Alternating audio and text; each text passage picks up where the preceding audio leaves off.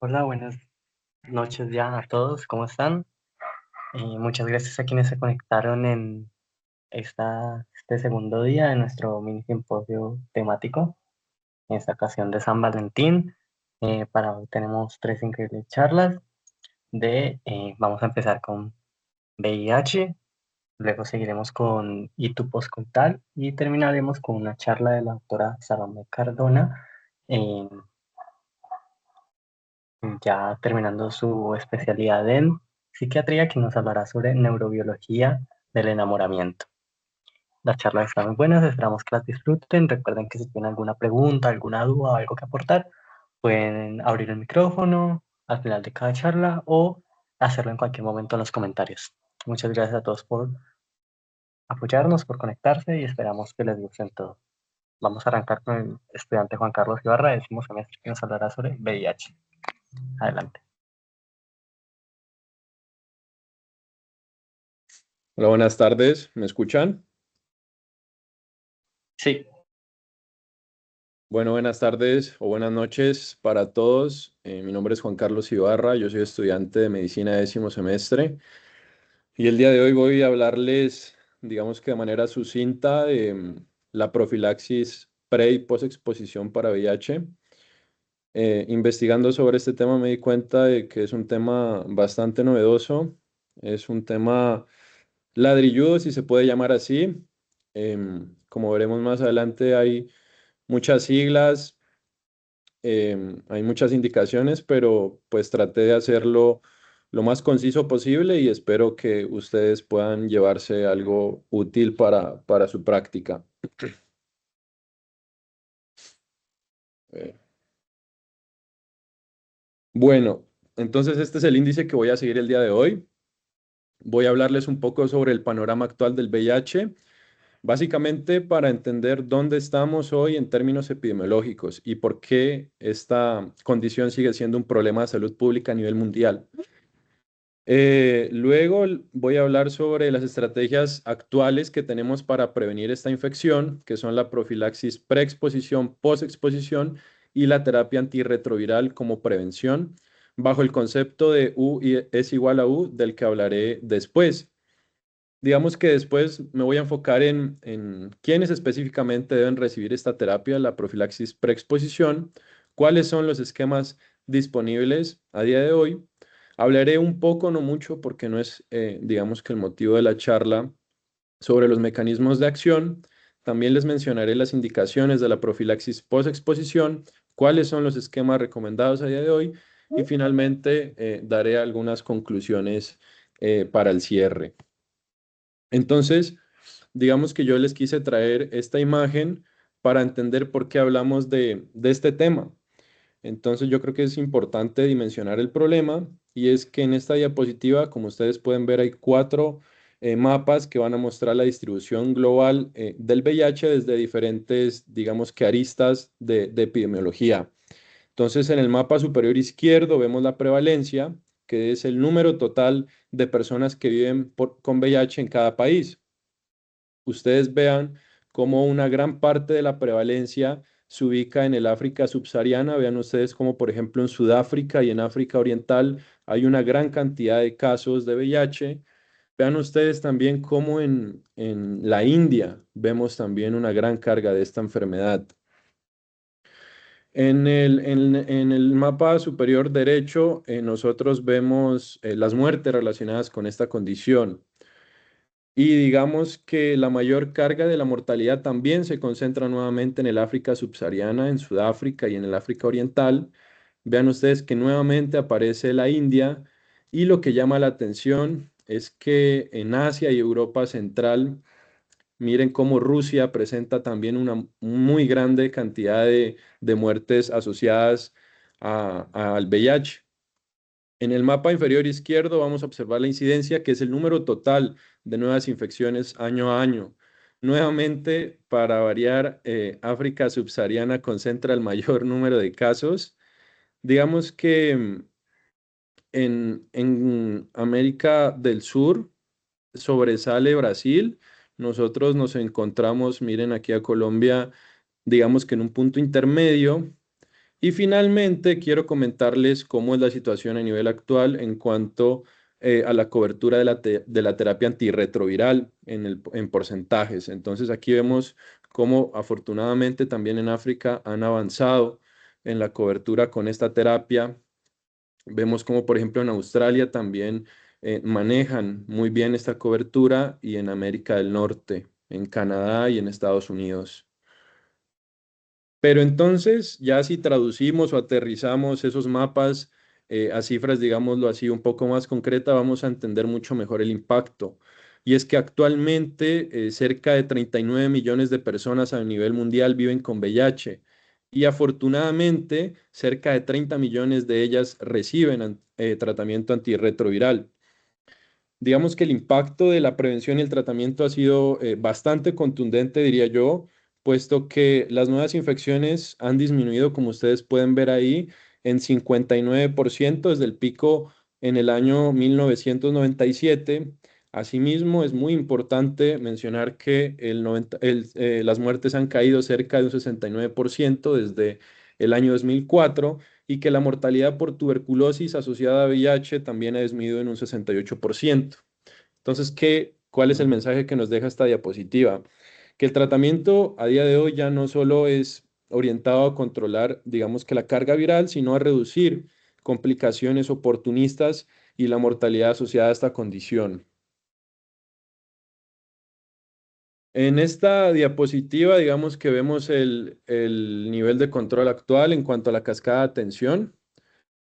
El 86% de las personas con VIH en este momento conocen su diagnóstico, el 76% reciben tratamiento y el 68% ha alcanzado la definición de supresión viral. Este término es fundamental, voy a hablar un poco más sobre él después, porque básicamente cuando una persona alcanza una carga viral indetectable no va a transmitir el virus por vía sexual. La prevención, por otro lado, también se ha expandido considerablemente, ya que 144 países han implementado la profilaxis preexposición. Esto es más o menos 2.5 millones de personas que han recibido esta terapia oral y afortunadamente a mí me complace decir que esta profilaxis ha salvado más de 80 millones de años de vida, o la terapia también, que es una forma de profilaxis.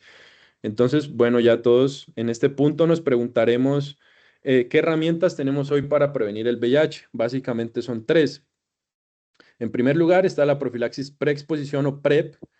¿Qué significa esto? Básicamente es que una persona sin la infección, pero con alto riesgo de exposición, pueda tomar antirretrovirales, digamos que de manera preventiva. Es decir, el medicamento lo vamos a administrar antes de que ocurra la exposición. Y afortunadamente, cuando se usa de manera correcta, va a disminuir el riesgo de transmisión hasta en un 99% de los casos. Luego tenemos la profilaxis post-exposición. Aquí digamos que el enfoque cambia, no va a ser antes, sino después, y básicamente consiste en iniciar un tratamiento antirretroviral de forma inmediata. Entonces tengamos en cuenta que esta profilaxis es una urgencia, es una intervención de urgencia, es tiempo dependiente. Más adelante hablaré de cuánto tiempo tenemos para iniciarla y lo que busca es impedir que el virus como tal se establezca dentro del organismo.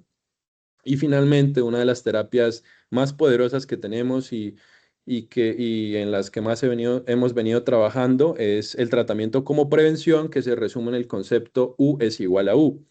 Entonces, como les comentaba anteriormente, cuando una persona con VIH recibe tratamiento efectivo y mantiene una carga viral indetectable, esto es que tenga menos de 200 copias por mililitro, básicamente podríamos decir que el riesgo de transmisión sexual es prácticamente nulo.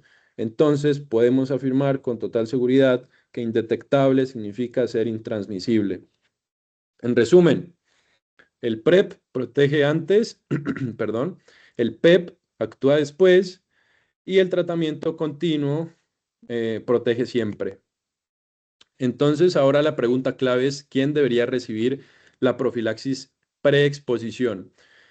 Y digamos que hay una serie de indicaciones que las dio este panel de la Sociedad Internacional de Antivirales en Estados Unidos en el año 2024, pero yo lo que quiero que se lleven de esta diapositiva es que no hay que ser restrictivos, no hay que cumplir a cabalidad con estas indicaciones. El mero hecho de que una persona con actividad sexual te solicite esta terapia ya es, digamos que una oportunidad para considerarlo.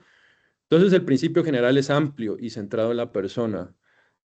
Primero, cualquier persona sexualmente activa, como les comentaba, puede ser candidata si tiene riesgo de exposición. Cualquier persona que la solicite debe ser evaluada. La solicitud por sí misma ya es un criterio bastante importante. También va a estar, digamos que indicada en pacientes que se inyectan drogas o pacientes con consumo de sustancias o trastorno por uso de ellos.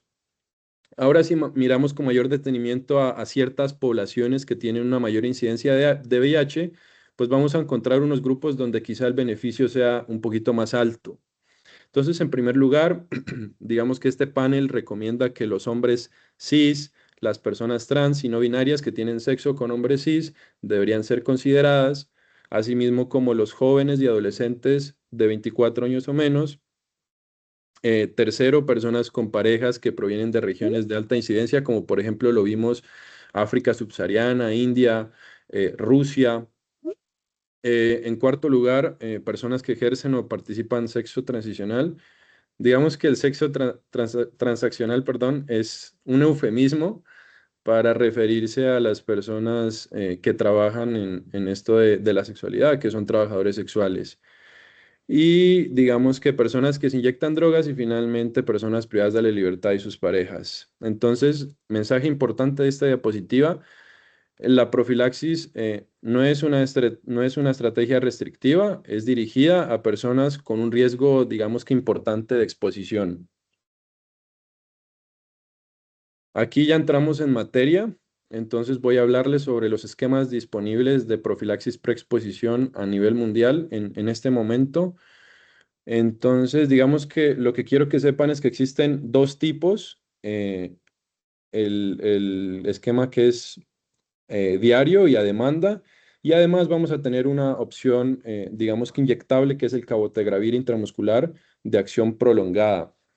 Entonces, vean aquí, este esquema es el universal, la profilaxis preexposición con tenofovir, disoproxil, fumarato, FTC significa entericitabina, es digamos que el régimen más versátil. Vean ustedes cómo está indicado para la mayoría de exposiciones, no así para personas que tengan, digamos, una tasa de filtración glomerular de 30 a 60 mililitros por minuto. El esquema 211 o el esquema demanda, digamos que va a tener ciertas indicaciones. Esta terapia diría que está indicada principalmente en exposiciones anales planificadas. Y vean ustedes que a pesar de que en la tabla aparece como disponible para sexo insertivo, digamos que la evidencia sólida proviene de estudios en sexo anal y no está recomendado para sexo vaginal resectivo porque el tejido vaginal va a necesitar niveles más sostenidos del medicamento. Este es otro esquema muy parecido al primero, donde se cambia, digamos que las propiedades farmacocinéticas, perdón, del medicamento, el tenofovir a la fenamida fumarato. Entonces, digamos que las indicaciones de este régimen se reducen básicamente a personas que tengan una tasa de filtración glomerular de 30 a 60, o también con osteopenia o osteoporosis, porque tiene un mejor perfil de seguridad que es renal y óseo. Y finalmente el cabotegravir, digamos que es el régimen más novedoso y digamos que se ha creado para aquellas personas que tienen dificultad en la adherencia a la toma de medicamentos orales de forma diaria. Entonces, en resumen, yo les diría que esta terapia es la más amplia. El 211 es útil en exposiciones anales que sean planificadas. El tenofovir a la felamida se va a individualizar según las comorbilidades, sobre todo pensemos en pacientes con enfermedad renal o con osteoporosis, y el cabotegravir es, digamos que la alternativa inyectable para aquellas personas con pobre adherencia. Este no es, digamos que el motivo de la charla, pero brevemente voy a hablarles sobre los mecanismos de acción de los antirretrovirales que vamos a utilizar en la profilaxis pre y postexposición. Entonces, voy a hablarles primero sobre los que actúan en la transcripción reversa, es decir, en el paso donde el VIH va a convertir su ARN en ADN. Entonces aquí, como ustedes pueden ver, tenemos al tenofovir disoproxil fumarato, al tenofovir alafenamida fumarato, a la amtricitabina y a la lamivudina. Estos primeros dos van a ser unos análogos nucleotídicos de adenosina que una vez, digamos, dentro de la célula van a competir con otros nucleótidos naturales. ¿Y qué es lo que sucede? Cuando la transcriptasa inversa los incorpora en el ADN viral, estos van a producir una terminación de cadena y esto se debe a que no tienen un grupo hidroxilo en su extremo 3' para continuar con la elongación. La emtricitabina, que es el FTC, y la lamivudina son análogos nucleosídicos de acitidina y van a funcionar de una forma similar. Se incorporan al ADN viral y detienen su síntesis. También tenemos inhibidores de la integrasa, que son los que ustedes pueden ver aquí.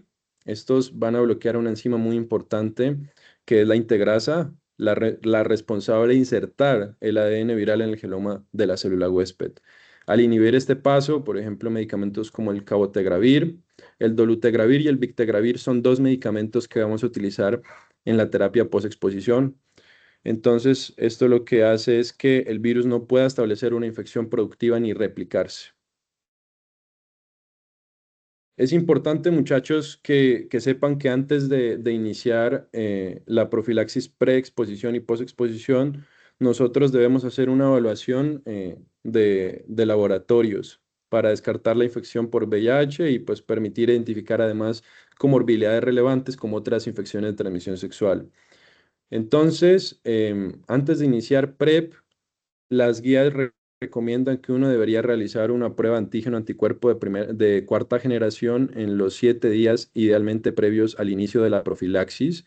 Si sospechamos, por ejemplo, una infección aguda, ya sea porque el paciente presenta fiebre, exantema o faringitis, digamos que está indicada la solicitud de una carga viral. Y en pacientes a quienes decidamos iniciarles cabotegravir, debemos solicitarle una prueba de ELISA de cuarta generación y también la carga viral. En segundo lugar, también hay que evaluar la función renal. Entonces vamos a medir la creatinina sérica y esto porque por la tasa de aclaramiento de algunos medicamentos.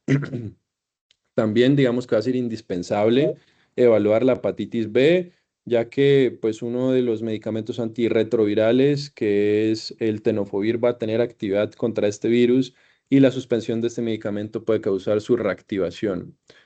Recomendamos de igual forma el tamizaje para hepatitis C, especialmente en personas con factores de riesgo. Y como les digo, la guía dice que aprovechemos este momento para, digamos que, tamizar para otras infecciones de transmisión sexual.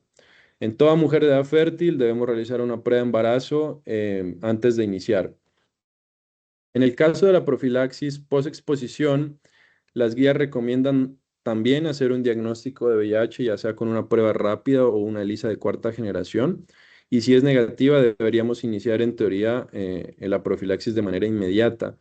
Si sospechamos una infección aguda por la presencia de síntomas, como vimos en la anterior profilaxis, deberíamos añadir carga viral.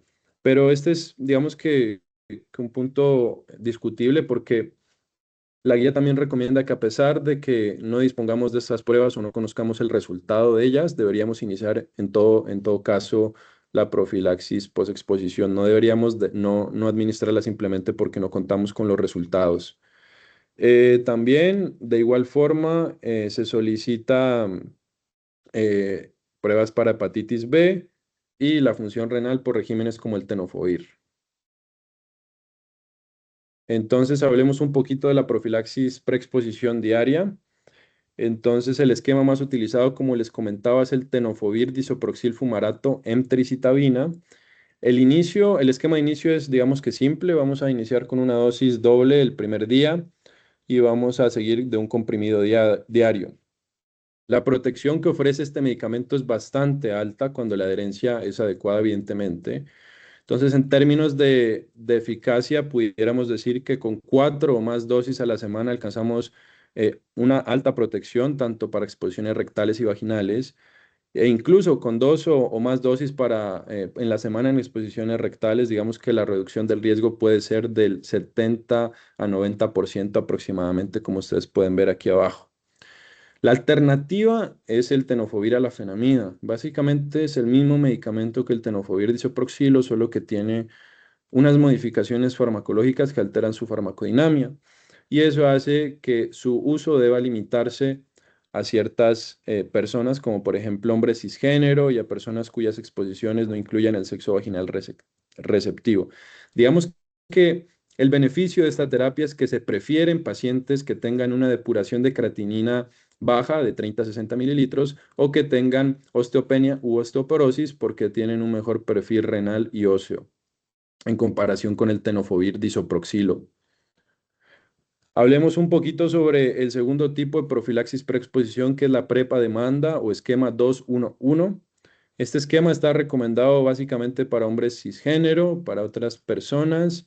La recomendación es débil y también para relaciones sexuales anales receptivas y que sean planificadas. No va a estar indicado para sexo vaginal o neovaginal. Neovaginal es una persona a la que le crean de manera artificial una vagina quirúrgicamente.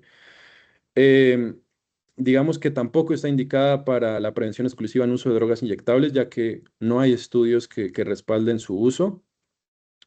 Y el esquema es muy específico: dos comprimidos entre 2 y 24 horas antes de la relación sexual, un comprimido 24 horas después de la primera dosis y un comprimido 48 horas de la primera dosis. Si por alguna razón hay relaciones sexuales posteriores, hay que continuar con una dosis diaria hasta completar dos comprimidos después de la última actividad sexual. Y ahora pasemos al cabotegravir. Entonces, esta es la opción inyectable del PrEP. Este medicamento es útil, como lo he venido mencionando, para aquellas personas que tienen una pobre adherencia a la toma de pastillas de manera diaria. El esquema, digamos que es sencillo. Se aplican 600 miligramos intramusculares en el glúteo. Digamos que las dos primeras dosis se ponen con 4 semanas de diferencia y después va a aplicarse cada 8 semanas. Hay algo muy importante y es que la protección no es inmediata. Se estima que empieza alrededor del día 7 después de la primera inyección. Entonces, por eso se recomienda que en la primera semana se use preservativo o se mantenga el PrEP oral basado en tenofovir. También hay que recordar que pues, no se aplica en el muslo anterior porque no se alcanzan niveles adecuados. En esta parte, digamos que el paciente debería disponer más o menos de un mes de PrEP oral como puente si llegase a retrasarse una aplicación por más de 7 días. Y por acá vemos que si se superan las 12 semanas desde la segunda dosis o 16 semanas desde la tercera dosis en adelante, no basta con reiniciar este esquema. Normalmente vamos a necesitar una especie de recarga, es decir, volver a aplicar dos dosis separadas por 4 semanas antes de retomar el esquema de cada 8 semanas. Y ya casi para terminar, voy a mencionarles la profilaxis post-exposición, que es una intervención de urgencia tiempo dependiente, como yo les mencioné anteriormente. Entonces, esta profilaxis está indicada para pacientes que estén expuestos de manera percutánea, por contacto con mucosas o a través de la vía sexual, em, como por ejemplo, no sé, el contacto con sangre, secreciones genitales o fluidos. Y esto cuando la persona fuente tiene VIH conocido, sospechado, o también, eh, digamos que en este caso, como yo les comentaba anteriormente, la profilaxis debe iniciarse lo antes posible y en la medida de lo posible deberíamos iniciarlo en las primeras 72 horas posteriores a la exposición. Digamos que después de este momento la eficacia va a disminuir drásticamente. El esquema recomendado es un tratamiento consistente en 3 medicamentos durante 28 días. Digamos que la combinación de elección es el tenofovir disoproxilo fumarato en tricitabina o alafenamida. Lo vamos a combinar con dolutegravir o bictegravir y lo vamos a dar por 28 días, como lo mencioné. Y digamos que debemos iniciarlo, incluso si no sabemos los resultados de la persona fuente. Ya para terminar, me gustaría presentarles a ustedes unas conclusiones que yo saqué a partir de haber leído este tema que me pareció bastante importante. Y es que la prevención es una intervención activa, no opcional. Esto quiere decir que la profilaxis preexposición debe ofrecerse de forma proactiva a cualquier persona. No hay que utilizar, digamos que criterios restrictivos, ni tampoco nos debemos ceñir a juicios clínicos subjetivos sobre el nivel de riesgo. Siempre debemos descartar una infección aguda antes de iniciar esta terapia. Por eso debemos realizar pruebas de antígeno anticuerpo de cuarta generación y si hay sospecha de una infección reciente, pues pedimos carga viral. Hay que elegir el esquema según el tipo de exposición y el perfil clínico. Vimos que no todos los esquemas tienen las mismas indicaciones. El tenofovir con tricitabina, digamos que es la opción más amplia y versátil. El esquema 2-1-1 a demanda, idealmente solo en exposiciones anales planificadas. El tenofovir a la fenamida más entricitabina lo preferimos cuando hay compromiso renal u óseo y el cabotegravir es ideal para aquellas personas donde la adherencia diaria es un problema. La profilaxis post-exposición, digamos que es una urgencia clínica en el sentido de que debe iniciarse lo antes posible y siempre dentro de las primeras 72 horas. No debemos retrasar esperando resultados de la fuente. El esquema debe ser de 3 fármacos por 28 días y finalmente, hay que pensar siempre en continuidad preventiva. Es decir, si tras completar la profilaxis post-exposición el paciente persiste con el riesgo de exposición a VIH, entonces debemos hacer una transición directa a la profilaxis preexposición. La prevención no va a terminar con la urgencia, sino que debe convertirse en una estrategia sostenida. Eso era lo que yo tenía para comentarles el día de hoy. Era una charla, digamos que un poco compleja y quise hacerla de la manera más amena y corta posible. Espero que les haya servido algo de lo que les hablé el día de hoy y muchas gracias por escucharme y por su tiempo. Bueno, no, excelente charla. De verdad que es un tema que es bastante complejo. La infección por el virus del VIH, pues, es una entidad que todavía genera pues bastante controversia en la sociedad, puede generar bastantes dificultades con los pacientes. Entonces, es bastante importante que nosotros nos concienticemos de todas estas medidas terapéuticas preventivas antes y después de la exposición.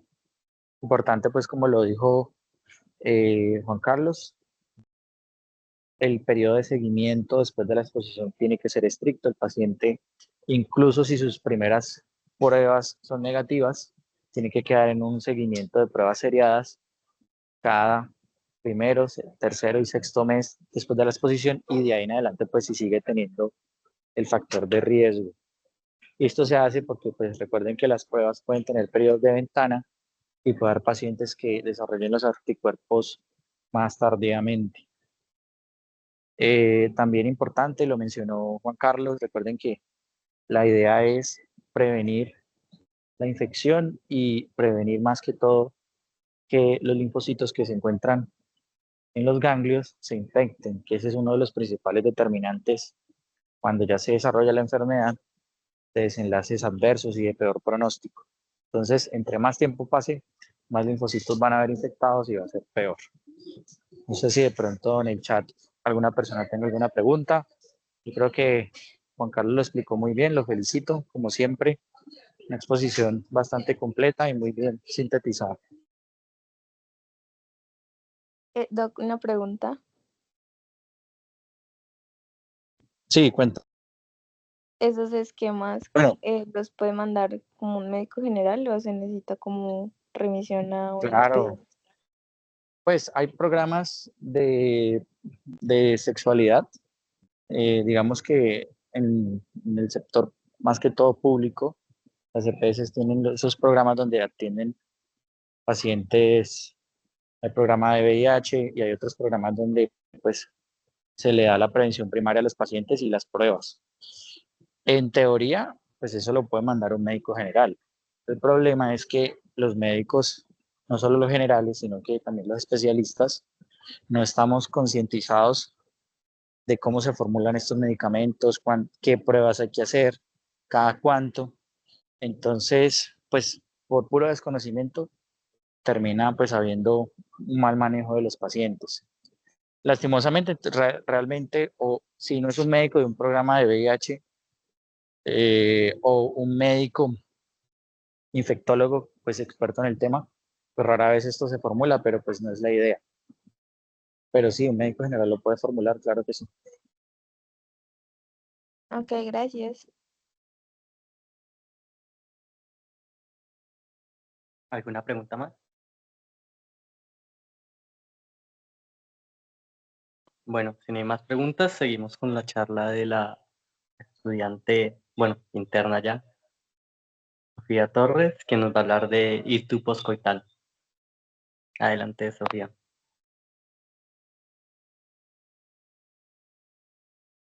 Bueno, ahí están viendo bien. Sí, Listo. Entonces, como ahorita estaba mencionando el doctor, soy Sofía Torres, estudiante de pues último semestre. Vamos a hablar ahorita de infección urinaria postcoital. Entonces, inicialmente, pues tenemos que definir qué es esa infección urinaria postcoital. Y se menciona que es la inflamación aguda de la vejiga desencadenada por actividad sexual.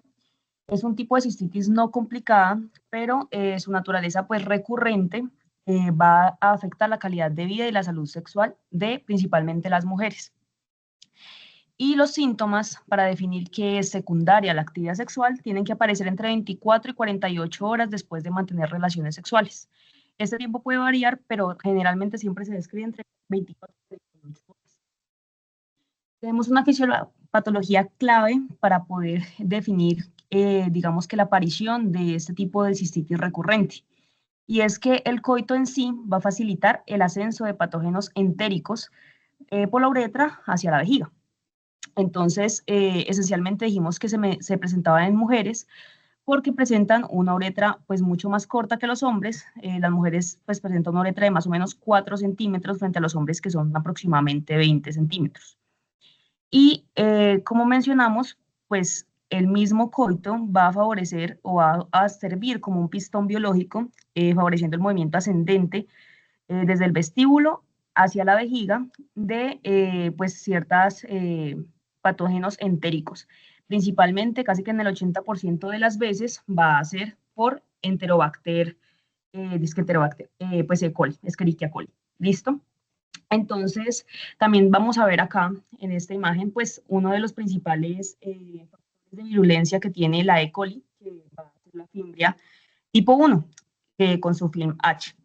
También tenemos otros tipos como la fimbria T, la capacidad de formar biofilm incluso intracelularmente, pero pues esencialmente esta me parece muy importante abordarla, pues como muy pertinente en el tema, porque lo que hacen las fimbrias tipo 1 es que estas se unen por medio del film H a la manosa. Y la manosa, digamos que es como parte de unos glucopéptidos que tiene el urotelio. Entonces, esta unión hace que se puedan adherir firmemente al urotelio y esto, pues, las hace como, pues, muy uropatógenas, por así decirlo. Entonces, pues, clave como esa unión a la manosa. ¿Listo? Ahorita la vamos a reabordar. Entonces tenemos unos factores de riesgo muy importantes. Dentro de estos está el uso de espermicidas, especialmente por este compuesto que es el nonoxinol 9. Este compuesto pues es tóxico para los lactobacillus que van a ser esenciales digamos que la protección de tener infecciones urinarias recurrentes. Entonces el hecho de tener pocos lactobacillus va a favorecer la colonización por E. coli. También tenemos métodos de barrera, especialmente va a ser el diafragma. Esto, pues básicamente lo que va a hacer es una obstrucción mecánica. ¿Por qué? Porque pues al tener un elemento ahí cerca del cervix, va a generar una obstrucción uretral y eso me va a favorecer la retención urinaria. Y si tengo retención urinaria, pues voy a tener un caldo de cultivo especial para las bacterias y pues esto me va a favorecer la infección. Y también se ha descrito algunos tipos de susceptibilidad del huésped, como historias genéticas o antecedentes de infecciones urinarias recurrentes en la familia. Esto ya se puede deber a que no tienen como un buen ataque hacia los uropatógenos o porque tienen una respuesta inflamatoria exacerbada que incluso puede generar pues daño del urotelio y eso favorece, digamos que la infección por ciertos microorganismos. También vamos a ver que se ha descrito una relación directa entre la frecuencia del coito y el riesgo de infección urinaria. Entonces, entre más la persona pues tenga, digamos que coito recurrente, más riesgo de infección va a tener, pues porque va a tener, digamos que mayor fricción, mayor roce y pues mayor ascenso o mayor posibilidad de ascenso de estas bacterias. Entonces, pues acá estamos viendo el microbioma y cómo se ha hablado de un eje vagina-vejiga, en donde la eubiosis vaginal me va a prevenir también, pues no tener, digamos que unas infecciones o pues el paso de uropatógenos hacia la cavidad vaginal y también la cavidad uroterial. ¿Listo? Entonces, pues el hecho de tener lactobacillus también me va a favorecer tener un pH bajo por, pues digamos que esa producción de ácido láctico que se tiene.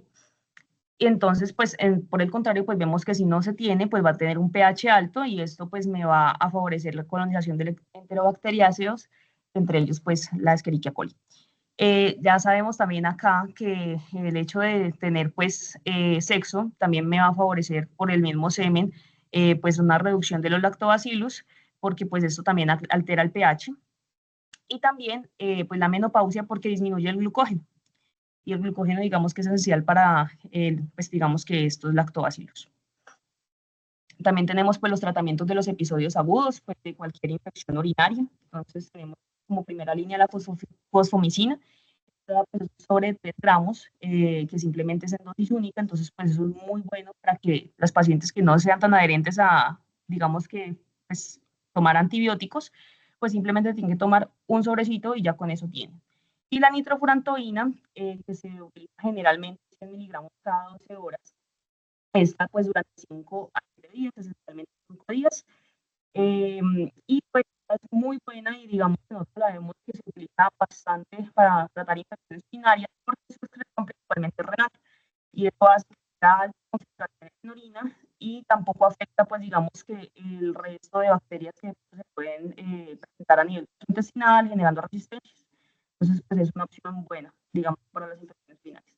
Y como segunda línea, en caso de que tengan, digamos, resistencias, podemos utilizar fluoroquinolonas, ciprofloxacino, norfloxacino, pero pues esas se utilizan más que todo para hitos complicadas y pielonefritis. Entonces, intentar no utilizarlas, obviamente, en una paciente joven que de pronto no ha tenido pues, uso de antibióticos recurrentes. Y el trimetrol, pero pues solamente se debe utilizar, pues como digamos que tomando en cuenta la resistencia local por parte de la E. coli hacia este antibiótico. También tenemos pues una prevención conductual, que digamos que es la primera línea, le podemos decir esto a todos los pacientes que tengan infecciones urinarias recurrentes. El hecho de tomar pues bastante cantidad de agua, una hidratación de más de 1.5 litros al día, me va a favorecer pues tener digamos que menor osmolaridad en la orina y a la misma vez pues orinar bastante para que se utilice este mecanismo como un método como de barrer con todas las bacterias que pueden estar ahí, que no deberían estar ahí.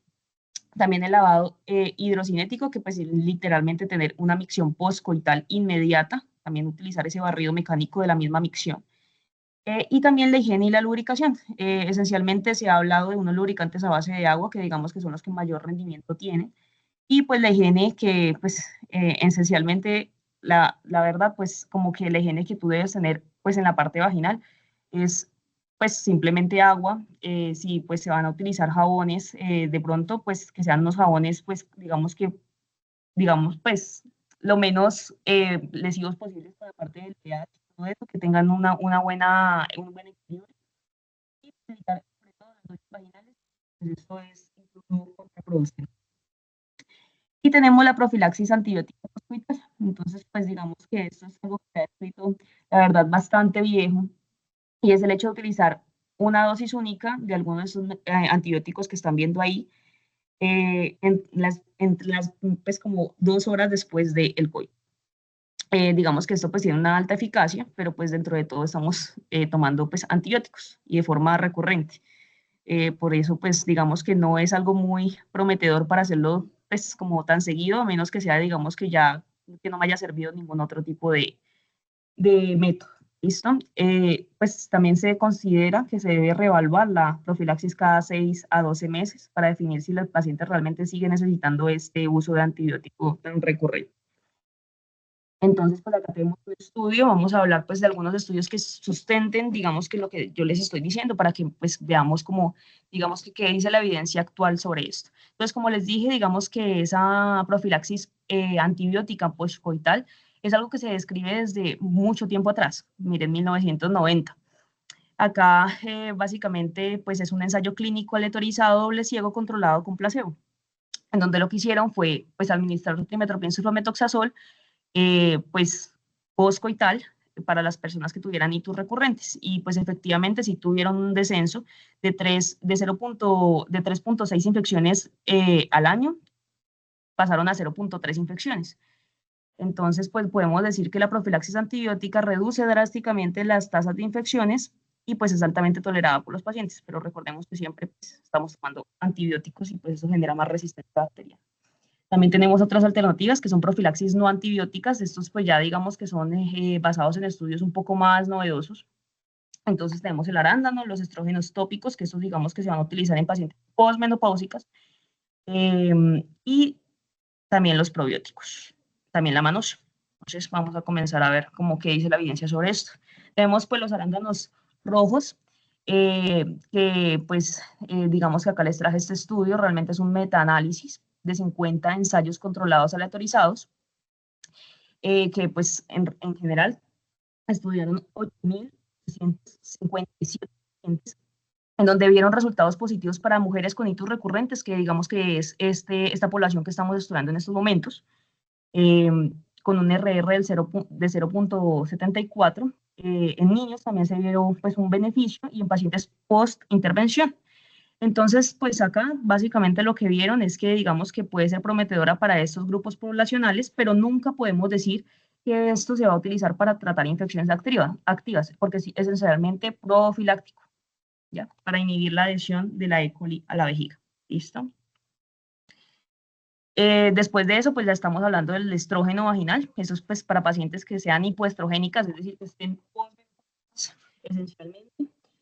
Para esto, pues acá traje un estudio observacional a gran escala, 5.638 mujeres posmenopáusicas con hitos recurrentes, en donde se vio una reducción de la incidencia de las infecciones confirmadas por urocultivo de 3.9 a 1.8 infecciones anuales. Entonces, pues además de esto, también vieron que tenía una eficacia sostenida, en donde realmente pues tuvo una reducción del riesgo relativo más del 50%.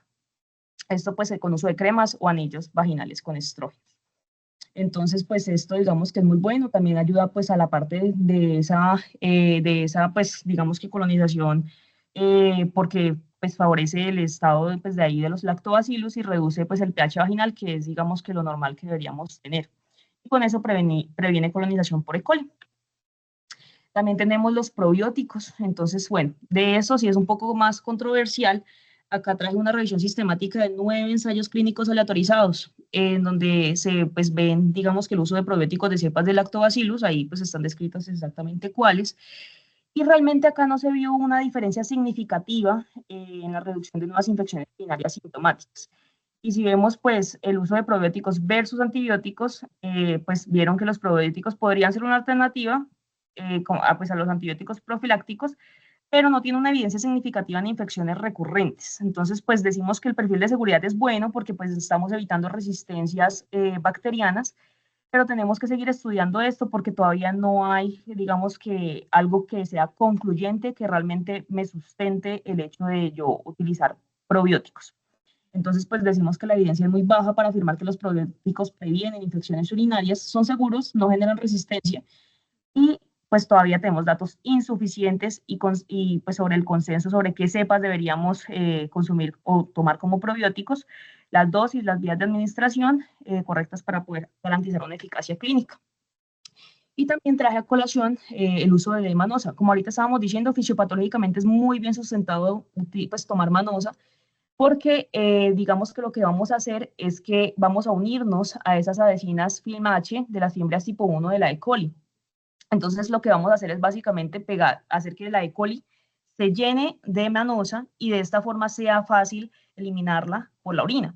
no uniéndose la misma a el urotelio, pues, de la vejiga. Entonces, digamos que tiene un buen sustento, pero pues acá tenemos una revisión sistemática de 4 ensayos clínicos aleatorizados, en donde se comparó la D-manosa con el placebo y no hubo significancia de infecciones recurrentes pues, entre el grupo que tomó D-manosa y el grupo control. La seguridad pues no tiene tampoco evidencias pues importantes en efectos adversos, o sea, sí se puede utilizar, sí le podemos mandar a los pacientes D-manosa, pero pues esa eficacia digamos que todavía no está altamente descrita. Todavía no se puede decir que reduce significativamente el riesgo. ¿Listo?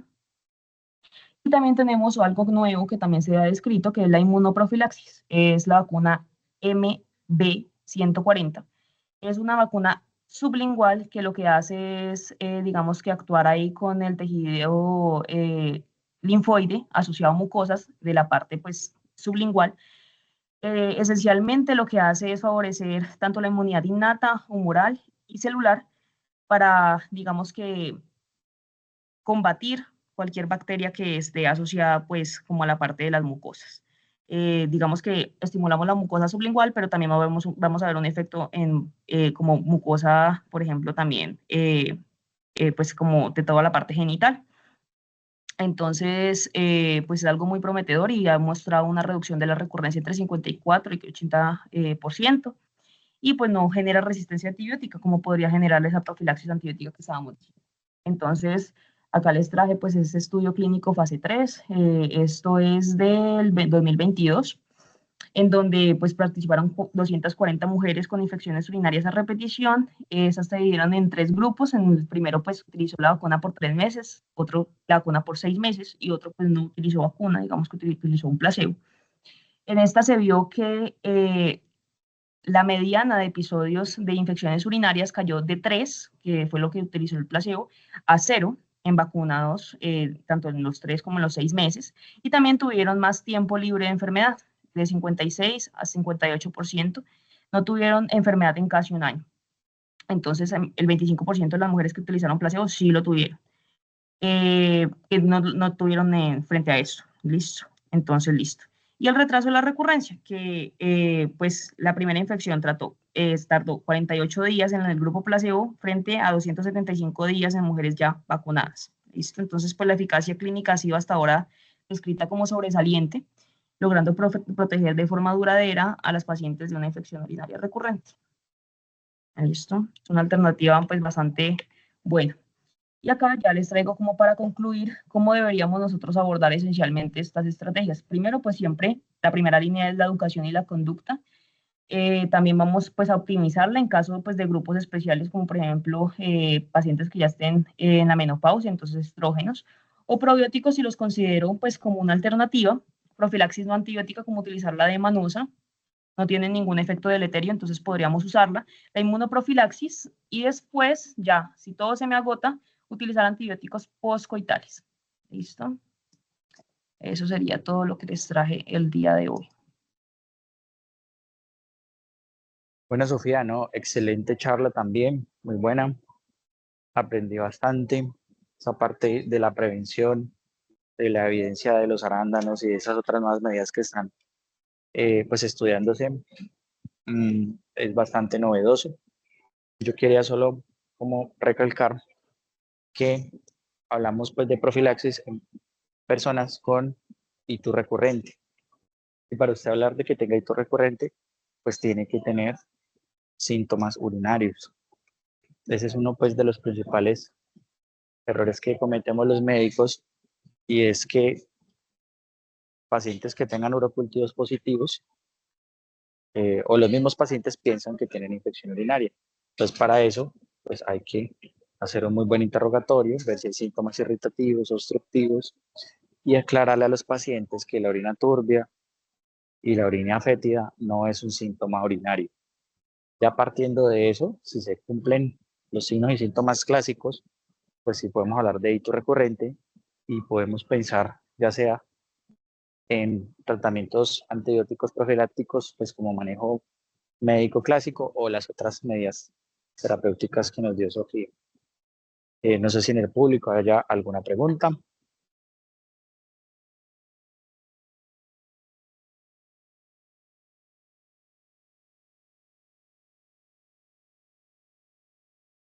Bueno, entonces pasaremos ya a la última charla. Pues esta última charla está a cargo de la doctora Salomé Cardona. Ella es residente de tercer año de psiquiatría y fue profe de semiología bastantes años. Ella nos va a hablar en esta ocasión acerca de la neurobiología del enamoramiento y debido a que ella se encuentra actualmente rotando en España por cuestiones horarias, pues nos dejó un video de la charla, el cual pues vamos a reproducir. Sin embargo, si tienen preguntas, pues se las podemos hacer pasar a la doctora. Bueno, démosle play.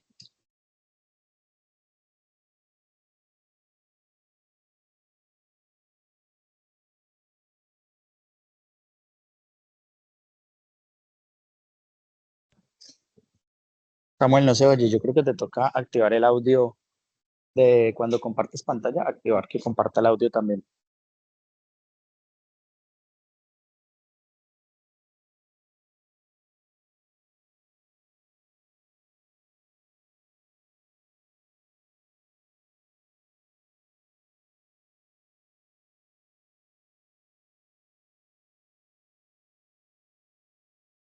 No se escucha.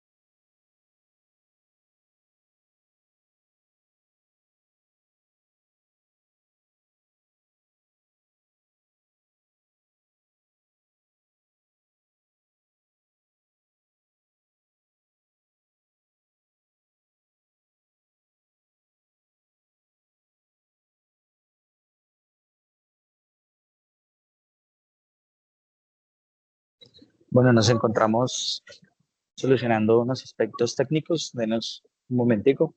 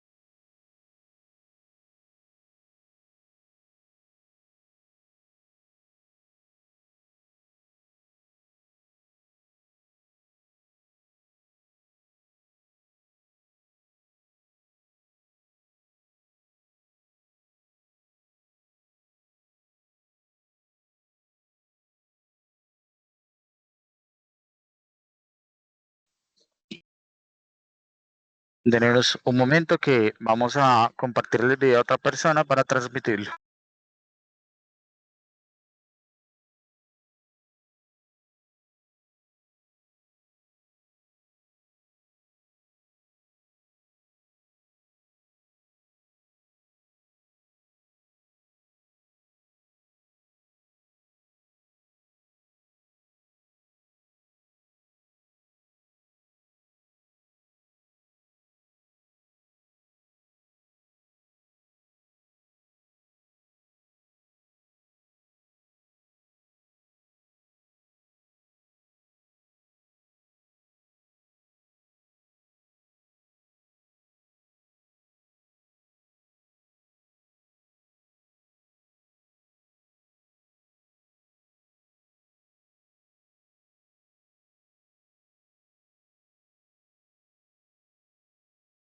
Yo soy Salomé Cardona, soy ¿Ahí se estudiante de escucha? tercer año de psiquiatría. Y me invitaron a darles esta charla en este mini simposio en el contexto del Día de San Valentín. Y la idea es hablar un poco acerca de la neurobiología del enamoramiento. Como ven, esta no es una charla en vivo, es una grabación, debido a que a esta hora en Colombia yo estaré dormida en Europa, pero la idea es que si al final tienen alguna pregunta o quieren hacer algún comentario, si quieren que les mande el artículo, por ejemplo, pues le digan a Eric o a Samuel, a alguno de ellos, y me pueden mandar la información. Yo con mucho gusto les puedo contestar luego por interno. Entonces, bueno, para hablar de este tema tan interesante, en los 20 minutos que tenemos, se me ocurrió realizar este artículo, que es un artículo de revisión que se publicó hace exactamente un año en la Revista Internacional de Ciencias Moleculares, y que se llama justamente Las bases moleculares del amor.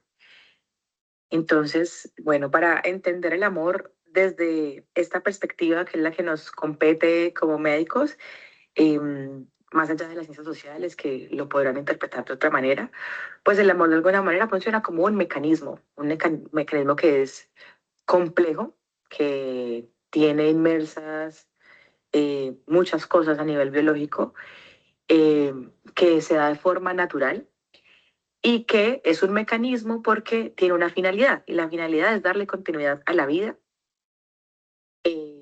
pues a la vida humana, por lo menos. No hay suficiente evidencia para afirmar que todos los demás animales en el mundo tengan exactamente el mismo funcionamiento a nivel cerebral para enamorarse y para darle continuidad a su especie, aunque sí es cierto que sí compartimos algunas cosas con otros mamíferos, incluso con las aves.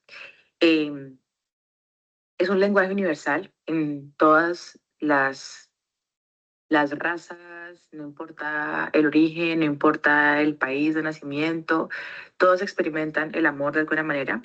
Y más allá que un sentimiento, es una interacción en la cual hay muchos mecanismos neurobiológicos que están íntimamente relacionados y que funcionan mediante redes cerebrales especializadas y usan biomarcadores específicos para que pues, este proceso se dé.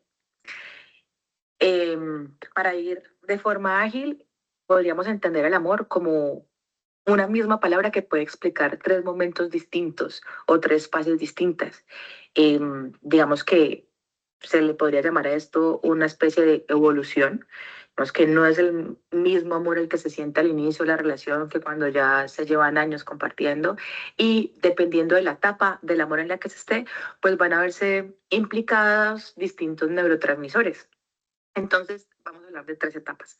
La primera etapa, que es como la de la pasión, la de la atracción sexual, en la cual hay un deseo intenso, un anhelo, una constante motivación por ver al otro, por encontrarse con el otro, encontrarse desde el punto de vista afectivo, pero también desde el punto de vista sexual. Y en esta fase están implicadas principalmente la testosterona, el cortisol y algunas neurotrofinas. Ahorita vamos a profundizar exactamente en cuáles y cuál es el papel de cada uno de estas neurohormonas. Ya la segunda etapa es una etapa de intimidad, de cercanía emocional, ya aquí hay una conexión más profunda, ya se va más allá de la simple atracción sexual, y aquí ya están implicadas otras sustancias como la dopamina, la serotonina y las endorfinas. Y cuando la relación ha avanzado, pues empieza a llegar al vínculo y el compromiso, en la cual ya se estabiliza la relación, ya no están en aumento todas estas sustancias que mencionamos antes, sino que ya eh, se consolida el apego duradero, se establece la lealtad y aquí las sustancias implicadas son la oxitocina y la vasopresina. Las otras sustancias, por lo tanto, van a estar mucho más bajas que como estaban en etapas más tempranas del amor. Entonces, en la fase inicial, eh, como les decía, hay unos factores neurotrópicos. El principal es el factor de crecimiento nervioso que se ha podido medir en las personas que están recientemente enamoradas y se ha visto que está significativamente aumentado cuando se compara con personas o que están solteras o que tienen una relación mucho más larga. El cortisol también está aumentado. El cortisol, todos sabemos que es la hormona del estrés, y que podría, pues, como interpretarse como que es una hormona mala porque el estrés es malo, pero realmente no lo es. Eh, que lo que hace en esa etapa inicial del enamoramiento, más o menos durante los primeros 6 meses, es ayudar a superar la neofobia, como ese temor a lo nuevo, a establecer un contacto inicial con otra persona. Eh, y lo que hace es mantener a la persona en un estado de alerta constante que es crucial para poder formar lazos fuertes. Es decir, si yo no tengo el cortisol alto, yo no voy a estar pendiente de la otra persona y no voy a poder establecer una relación como fortalecida, que la otra persona identifique que me importa. El cortisol entonces va a tener como un pico en esta fase inicial, pero a medida que va pasando el tiempo se va equilibrando. eh, y este equilibrio se traduce en que hay mayor estabilidad en la relación y mayor confianza, entonces ya no hay tanto estado de alertamiento porque estamos súper pendientes de que el otro se dé cuenta de que lo estamos cortejando y de que nos interesa, sino que ya pues en las fases avanzadas pues, se empieza a estabilizar y empieza a bajar y ya no es como tan alto este estrés. En la siguiente fase están implicados, como lo decía ahorita, la dopamina y la serotonina. Y eso tiene mucho que ver con el sistema de recompensa, pero también con otro, no le quiero llamar síntoma, como con otra emoción, que es la obsesión. Entonces, hablando de la dopamina, todos sabemos que la dopamina es el neurotransmisor del sistema de recompensa por excelencia y todos sabemos que está aumentado en muchos procesos que son satisfactorios para el paciente. Entonces, aumenta el consumo de sustancias psicoactivas, con el ejercicio, con el consumo de alimentos que generan placer. Eh, pero en general el amor también activa ese circuito de recompensa y genera una especie de euforia que es muy similar a esta euforia que se genera con otro tipo de, de sustancias, como si le pudiésemos llamar al amor una sustancia. Y esto motiva la elección de la pareja. Entonces, dependiendo como de qué ser humano active más mi sistema o mi circuito de recompensa, probablemente pues de forma inconsciente yo voy a tender a elegir a esa persona. Entre más altos sean los niveles de dopamina, pues se ha visto que esto es asociado con la búsqueda de novedad y con el compromiso social, como con el relacionamiento con los otros. Eh, y este es un sistema que se activa en otros momentos, sobre todo cuando hay novedad, y por eso podríamos decir que es un sistema que se podría volver a activar aún cuando ya uno tenga una relación estable eh, con otras personas distintas a la que se comparte de forma prolongada. La serotonina, por el contrario, en el amor temprano se ha visto disminuida y esta disminución de la serotonina podría explicar ese componente como obsesivo que tiene el amor como en esta etapa mediana de la relación. Eh, Esto explica que haya todo el tipo de pensamientos como de preocupación respecto a la pareja, que haya ideas un poco obsesivas o intrusivas respecto a no tanto o no necesariamente como duda respecto a la fidelidad de la otra persona o el otro si me quiere, sino también respecto a su propio bienestar, como, bueno, esta persona estará bien, está contenta conmigo, está tranquila, no le está pasando nada malo mientras no está conmigo. Estos dos neurotransmisores son muy importantes en esta etapa. La testosterona, que vimos que es muy importante en la etapa inicial, como del cortejo, también es muy relevante y me parece muy llamativo esto que muestra el artículo, y es que está como que su nivel difiere entre los géneros. En los hombres, la testosterona está disminuida porque digamos que lo que el cuerpo y el cerebro necesitan es enfocar toda la atención en una sola pareja. Entonces, una testosterona elevada podría hacer que el hombre estuviera interesado en muchas personas. Y como el amor es un mecanismo biológico que lo que quiere garantizar es la reproducción, e idealmente pues la reproducción se debería lograr como enfocarse en un solo ser, pues entonces al la testosterona estar disminuida, el hombre puede enfocar la energía en una sola pareja. Por el contrario, en las mujeres la testosterona está aumentada porque lo que quiere garantizar la biología es que haya un aumento en el deseo sexual y en la proceptividad, que es como esta búsqueda del apareamiento y del cortejo con el género opuesto. Esta convergencia, este fenómeno de que la testosterona esté aumentada en unos o disminuida en otros, es lo que garantiza que haya una mayor probabilidad de reproducción, que es finalmente pues como el fin biológico que tenemos los humanos en el mundo. Ya en las etapas más tardías, que son las hormonas que permanecen en el tiempo, ya no en esta fase inicial del enamoramiento, sino del amor prolongado, de la lealtad, y de como la fidelidad a largo plazo, son la oxitocina y la vasopresina. La oxitocina, pues sabemos que es la hormona por excelencia del embarazo, de la lactancia, del parto, que es la hormona como de las relaciones filiales por excelencia. Y entonces lo que hace es estar aumentada en estas fases ya avanzadas de la relación de pareja para garantizar la confianza, la empatía, para poder ver, ya para este momento se conocen los defectos de la otra persona, pero a pesar de eso se pueden ignorar en aras del amor.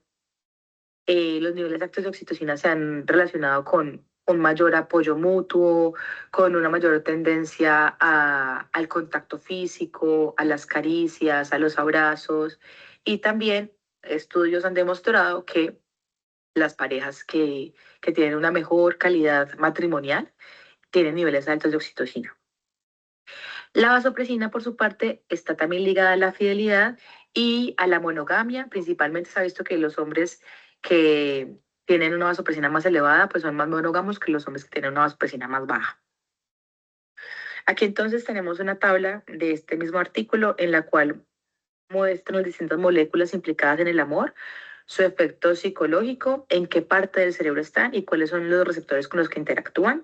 Pues no vamos a profundizar en cada uno de esos receptores, pero pues hablábamos del factor neurotrófico y el factor neurotrófico derivado del cerebro. Ambos péptidos facilitan la interacción social, la ansiedad, una ansiedad que podría, dependiendo de cómo se le mire, interpretarse como positiva o negativa, tiene que ver más como con esta necesidad de reconocimiento y relacionarse con los demás, y modificaciones emocionales y el comportamiento. Estos están principalmente ubicados en el hipocampo del hipotálamo, pero también en la corteza. El cortisol, entonces, como lo decía ahorita, es importante para la toma de decisiones, para el inicio del contacto, para responder al estrés, y está principalmente elevado en la amígdala, el hipocampo, la corteza prefrontal y el tallo. La serotonina, entonces, está relacionada con las emociones, los sentimientos de procesamiento, el componente obsesivo, el amor romántico, la preocupación, la anticipación, la regulación del ánimo. Esta está principalmente liberada en los núcleos del RAFE y tiene pues proyecciones al hipocampo, a la amígdala y a la corteza. La dopamina está implicada en el deseo, en la recompensa, en la sensación de búsqueda constante, en el comportamiento como de motivación, el sentimiento de placer. Esta está producida en la sustancia negra y tiene proyecciones negroestatales, mesocorticales, mesolímbicas, que esto pues lo conocemos en otros contextos en los que la dopamina está implicada. Las endorfinas están relacionadas con el estado de placer, con el amor, con el sexo, con estos estados motivacionales antes del encuentro con la pareja, y están lideradas tanto en la corteza como en el tallo, en el núcleo, en el tálamo, en la amígdala y el hipocampo.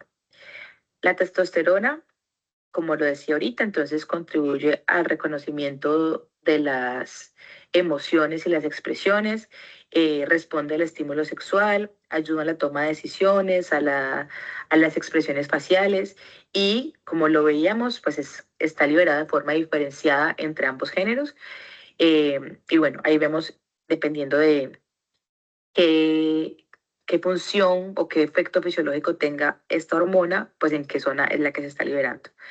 Y la oxitocina y la vasopresina, entonces, están relacionadas con la empatía, con la interacción social, eh, con la monogamia, con la gratitud y la apreciación del otro, pues del compañero o la pareja, con la honestidad, con las sensaciones pues subjetivas, con el control cognitivo y compensatorio, con los estados de felicidad, de interocepción, y con los sentimientos placenteros que van pues más allá del placer inicial que puede producir la dopamina. ¿Cuáles son los desafíos en el mundo moderno? Pues creo que los conocemos todos. Debido a la tecnología, a la pérdida del contacto cara a cara como humano a humano, derivado pues del uso indiscriminado de la tecnología, se ha visto que en general las personas tienen una alteración hormonal. Sobre todo lo que se ha visto es que los hombres han disminuido los niveles de testosterona. Esto también se le ha adjudicado al sedentarismo, a factores ambientales, y se ha visto que en comparación como con los hombres del pasado, los de la actualidad pueden tener una libido disminuida.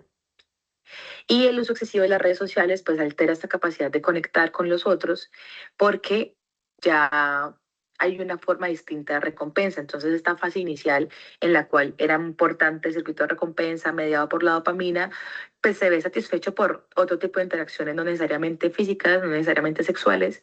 Entonces a mí me puede dar un pico de dopamina que a alguien le dé like a una foto mía, esa notificación me genera ese pico de dopamina. Entonces esto compite con la posibilidad de interactuar cara a cara con alguien, y va a hacer que yo disminuya mi interés en tener un contacto presencial, porque ya hay otras formas de garantizar ese placer. Como conclusiones entonces, comprender la neurobiología del amor permite que tengamos herramientas para tratar pues muchos problemas, creo, de la actualidad: la sensación de soledad, la depresión, no tanto como síndrome, sino los síntomas depresivos o las dificultades en pareja; entender que el amor no es un fenómeno solo sociológico, sino que efectivamente tiene un correlato neuroanatómico. Me puede ser útil para comprender qué es lo que está pasando con la pareja que estoy atendiendo, por qué tienen los problemas que tienen. Educar a las personas en este contexto puede permitir que también entiendan en qué fase de la relación están, y que no es viable pretender que tras 6 años de relación pues todavía esté activo el circuito de recompensa que estaba activado al principio, por ejemplo. Entonces, comprenderlo tanto para nosotros mismos en nuestras relaciones personales, como para podérselo explicar a nuestros pacientes, y que ellos vean que el amor se transforma a lo largo de la relación, y que no se pueden pretender como tener las mismas emociones en un momento que en el otro, pues puede hacer que las relaciones puedan ser más fructíferas, y que estos síntomas relacionados con el malestar pues disminuyan. El amor entonces es una ecuación fisiológica donde interactúan sistemas neuronales, esteroides sexuales, péptidos, distintas sustancias que están todo el tiempo en nuestro cerebro, permitiéndonos experimentar las distintas emociones que experimentan durante el amor. Y sí es muy importante saber que aunque la biología, pues como lo vimos, es clave, hay otros factores importantes que no son tan evidenciables, como los factores culturales, como el estilo de vida, eh, y que también de eso depende cómo se relacionan las personas y no podríamos ver un fenómeno tan complejo y tan grande como el amor solamente desde una perspectiva biológica. Sin embargo, sí es muy útil entenderlo desde allí y ya complementar esta información con otro tipo de perspectivas más culturales. Entonces, pues les pongo esta frase que estaba casi que igual en el artículo, y es que aunque el amor apasionado suele presentarse como una experiencia humana que es innata y que tiene un fundamento biológico, no todas las personas lo experimentan igual. Y eso también es muy importante saberlo y que las personas con las que nos relacionamos, incluidos nuestros pacientes, lo sepan, que cada persona experimenta el amor de forma diferente y subjetiva y que tienen que ver con cómo lo experimentan, su contexto cultural, su sistema de creencias, las estructuras sociales. No experimenta el amor de la misma manera alguien católico que alguien musulmán, alguien europeo que alguien de Latinoamérica, así como no experimenta el amor de la misma manera mi compañero de al lado y yo. Entonces entender esa subjetividad también es muy importante, y aunque esta perspectiva biológica nos permite ver como de forma macro qué es lo que está pasando en el cerebro durante las distintas fases del amor, pues no quiere decir que se pueda reducir un fenómeno tan complejo a algo tan elemental. Muchísimas gracias. Como lo dije al principio, cualquier duda, información adicional que requieran, no duden en escribirme. Quedo muy pendiente y feliz noche. Bueno, muchísimas gracias, Salomé. La charla pues estuvo excelente. Yo quería agregar que debemos ser bastante cautelosos de las personas que nos enamoramos. Si bien lo dijo Salomé, el amor y el enamoramiento tienen una función biológica de continuar con la especie, pero también enamorarnos de la persona equivocada nos puede llevar a la perdición. Entonces, siempre sean selectivos con la persona con la cual se enamoran.